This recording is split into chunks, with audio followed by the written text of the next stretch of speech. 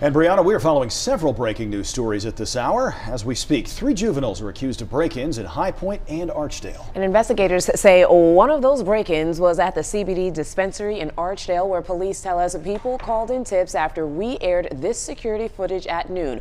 One person is still wanted. 4 people in total caught on camera breaking into this hippie house just before 4 a.m. Hippie House, the name of that facility. One of the owners said that the thieves caused about $800 in damage and stole about $500 worth of products.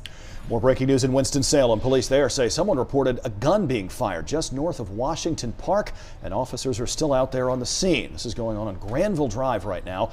They're trying to figure out exactly what happened and who might have seen what. Police say at this hour they can confirm no one was actually shot. And more breaking news at this hour. 2 more people are being treated for mumps at Elon University. That now makes 10 cases at the school this fall. According to an email sent to students, most of the previous cases are not contagious anymore. Health department workers do, however, recommend people who had 2 doses of the MMR vaccine get a 3rd dose.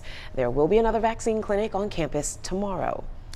New tonight, hundreds of doctors, nurses, and staff lined a hospital hallway today in honor of 11-year-old Noah Chambers and his family. Noah was hit while trunk-or-treating on Friday. He died Sunday. Noah received the first honor walk at Brenner Children's Hospital today. An honor walk is a silent way for staff to pay tribute to organ donor patients and their families. Noah's father says his son's organs have already saved 7 children.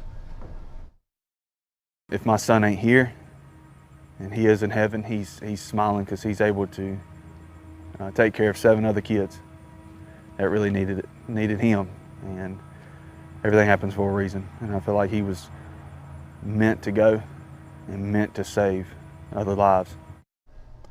A number of community groups and organizations are putting together events to help the family. They're holding fundraiser nights, selling T-shirts, and organizing a benefit ride as well. You can find a link to all of the fundraisers right now online on WXII12.com and on our free mobile app.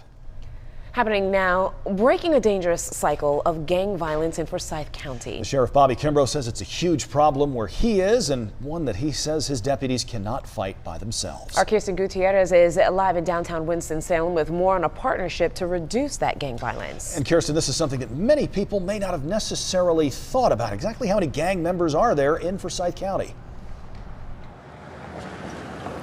Kenny, Sheriff Bobby Kimbrough says right now there are more than 330 validated gang members within the area under the department's jurisdiction, and a total of more than 1,600 across the entire county. Of course we got a problem. Anybody that tells you don't have a problem is lying. Bottom line. Forsyth County Sheriff Bobby Kimbrough says gang violence is a constant and ongoing issue, making it frustrating to solve crimes. There's a code on the street, you know, they call it no snitching, right?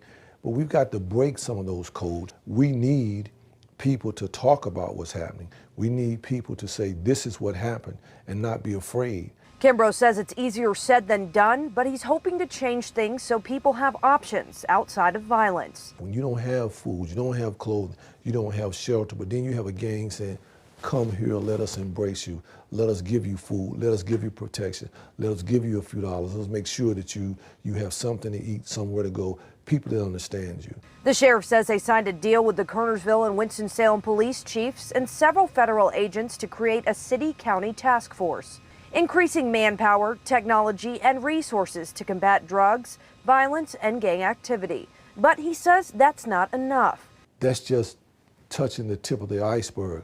We've got to start at the bottom, at the elementary level, and start training our kids differently. A whole new way of thinking, a whole new way of approaching this problem.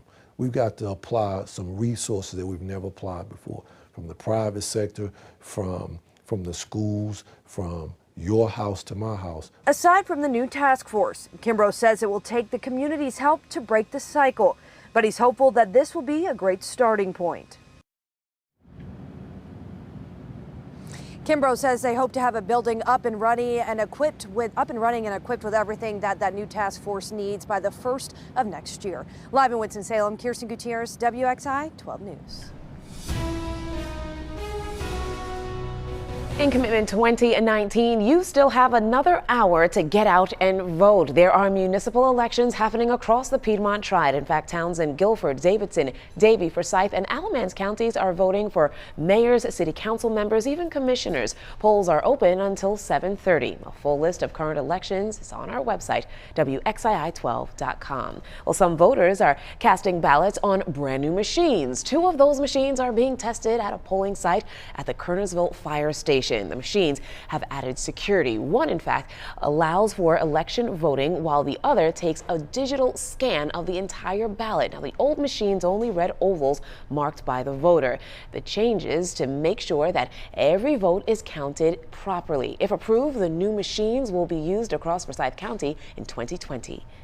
In Commitment 2020, Senator Elizabeth Warren will be making her pitch for votes to be president to voters here in North Carolina in just a couple of days. She's a Democrat and will be speaking at events in Greensboro and Raleigh on Thursday. Podcast host Angela Rye will be interviewing the senator at North Carolina A&T State University at noon. Then she has a town hall scheduled at a high school in Raleigh that evening. The most recent NBC News Wall Street Journal poll shows Joe Biden with a slight edge over Senator Warren for the Democratic presidential nomination.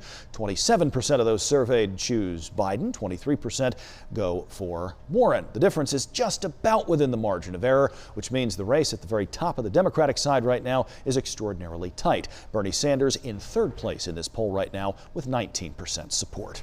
Our Bill O'Neill will be covering Senator Warren's stop in Greensboro on Thursday. Look for his Commitment 2020 coverage throughout the day, and you can also get updates on the free WXII12 mobile app.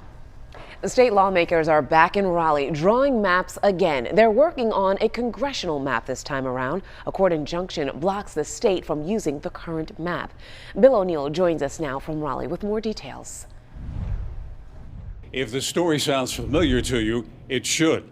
North Carolina lawmakers have been redrawing congressional maps time and time again. The latest effort to draw a congressional map will differ from the past. One party will no longer control the process in a back room. Which will be the 3rd time these maps have been drawn since 2011. Will the 3rd time be the charm? Republicans say they plan to keep the 2020 elections on schedule. It is incumbent upon us to do all we can to make sure that filing is in no way interfered with and that the primaries occur as they are scheduled to occur. The last congressional map gave Republicans 10 of North Carolina's 13 congressional seats. That despite Democrats winning nearly 50% of the vote. We are a deeply divided purple state. The congressional delegation split should reflect that. The same judges who found North Carolina's legislative districts unconstitutional issued an injunction against the state's congressional districts. The court urged lawmakers to redraw the congressional map and avoid another trial. Legislators agreed, and today began the process of drawing new congressional districts. So I think the incentive is on the General Assembly in order to keep the election dates that we currently have of filing in December and a March primary. We also learned today of a new federal lawsuit, a congressional candidate claiming that his constitutional rights have been violated because of this late decision in the state courts. In Raleigh, I'm Bill O'Neill, WXII 12 News. Thank you, Bill. North Carolina's senior U.S. Senator Richard Burr is going to be speaking at his alma mater, Wake Forest University, next week. He's a Republican, and he'll be joined by Democratic Senator Mark Warner of Virginia. Senator Burr chairs the Senate Intelligence Committee, and Senator Warner is the vice chairman. On Monday, the two men will be talking about how they've collaborated on some of the contentious issues facing our country right now. That discussion is at 7 in the evening on Monday. It is free to the public. Senator Burr graduated from Wake back in 1978, and last year he announced he'd be donating his congressional papers to Wake Forest University. That collection includes photographs, video recordings, letters, and manuscripts from his time in the House and the Senate.